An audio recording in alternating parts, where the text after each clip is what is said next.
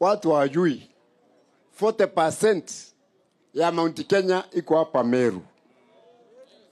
We are the owners of Mount Kenya. We Merus. Kwa hiyo wale wengine wanatangatanga wakisema hatuwezi kutembea Mount Kenya, waje watuulize sisi.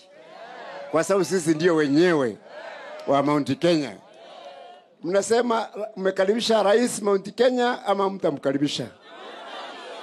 Wala mkaribisha wenu mkono yeye mwenyewe waone.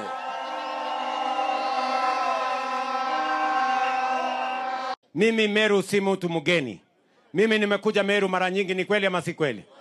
Nimekuja hapa tangu nikiwa mjumbe. Nikakuja hapa nikiwa waziri.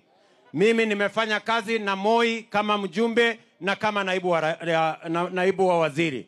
Mimi nimefanya kazi na Rais Kibaki. Mimi nikiwa waziri wake wa mambo ya kilimo na nilifanya kwa bidii.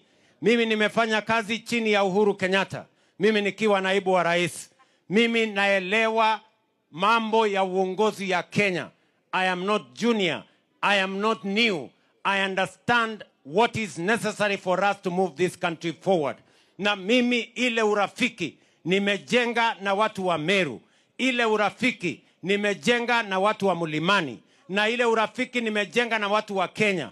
Mimi siwezi kukubali mtu mwenye hana maono, mwenye hana mpango, mtu wa chuki na fitina aharibu urafiki na undugu na uongozi ambayo tumejenga kwa miaka mingi. Ya muhimu Kenya hii ni vile tutaungana, vile tutashirikiana, vile tutafanya kazi kwa pamoja, sio kwa manufaa ya viongozi lakini kwa manufaa ya wananchi.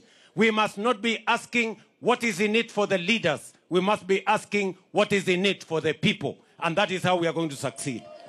Tumekubaliana jameni? Tuko pamoja?